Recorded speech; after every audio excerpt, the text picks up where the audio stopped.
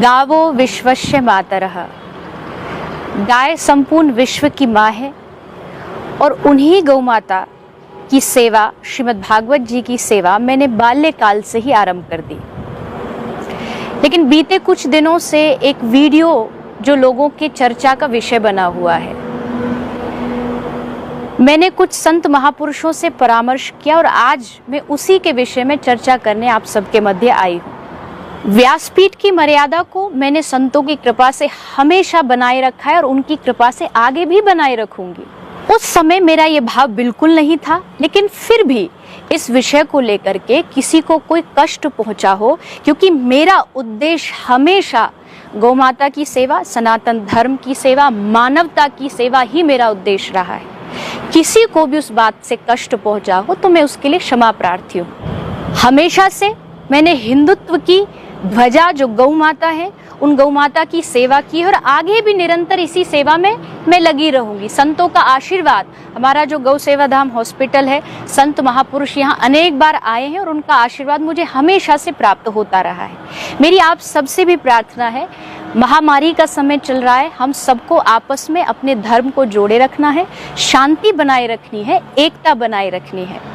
और एक निवेदन और मेरा अंत में आप सभी से है, गलत अफवाहों पर कतई ध्यान ना दें।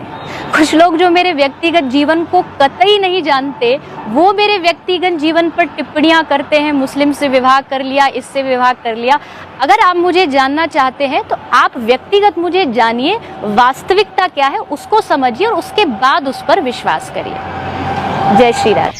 मैंने बचपन में डोंगरे बाबा की कथाएं सुनी हैं। मैंने कई बार कहा ब्रह्मलीन डोंगरे बाबा, उसकी भागवत कथा की जब पूर्णाहुति होती थी ना, तो वो हमेशा हरये नमः, हरये नमः, हरये नमः 3 बार बुलवाते थे।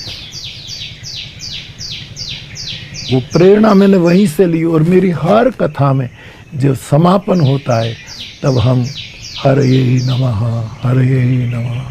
ये इसलिए कि कुछ त्रुटियां हो गई हो, चूक हो गई हो, भूले हो गई हो, शब्द में, पद में, वाक्य में कहीं कुछ चुके हो गई हो तो उससे क्षमा प्राप्त कर ली जाए। ये मेरा क्रम है वर्षों का। हमारे एक जैन आचार्य हैं, मेरे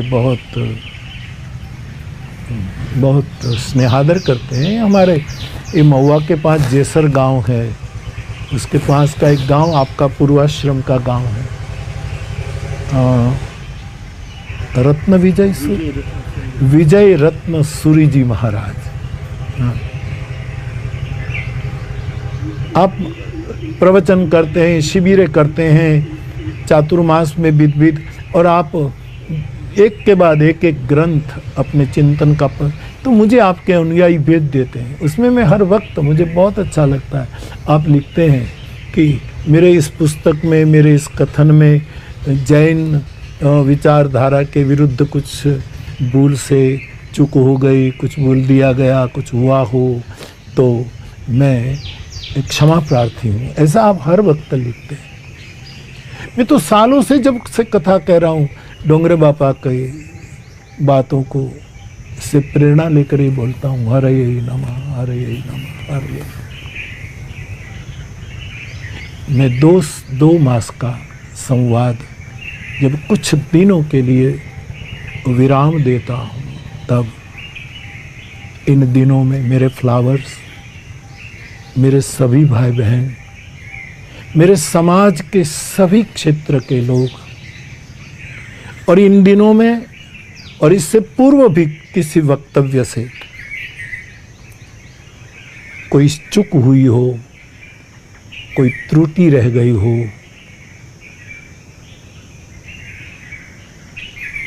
तो मेरे सभी पूज्य चरणों से लेकर, सनातन धर्म ने हमें सिखाया है सर्वम खलु इदम ब्रह्म,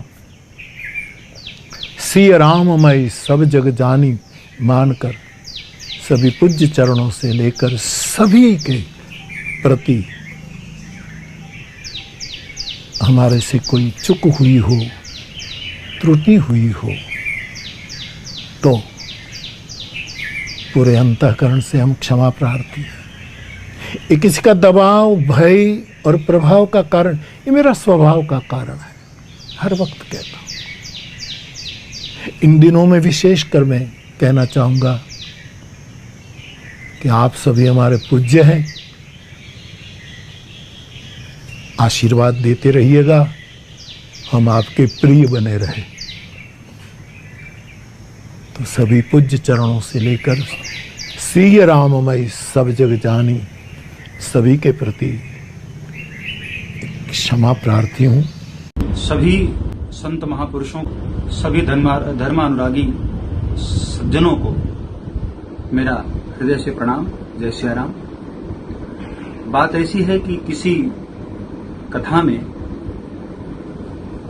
मैंने किसी प्रसंग में एक फिल्म का गीत गुनगुनाया था, जिसमें एक शब्द आ गया, सुभान अल्लाह, जिसको सुनकर धर्म जगत के बहुत सारे भक्तों को, बहुत सारे महापुरुषों की आत्मा आहत हुई, उनकी भावना आहत हुई।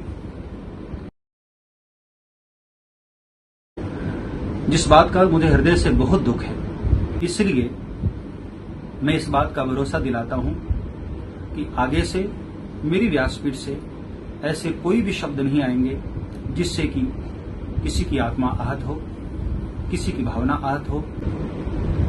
मैं सनातन धर्म का एक सच्चा सेवक हूं, सनातन धर्म के पग पर चलने वाला हूं। सदा ही मैंने व्यासपीठ का आदर किया है, उसकी मर्यादा का मैंने पालन किया है, और इस बात का मैं भरोसा दिलाता हूं। जय श्री राम।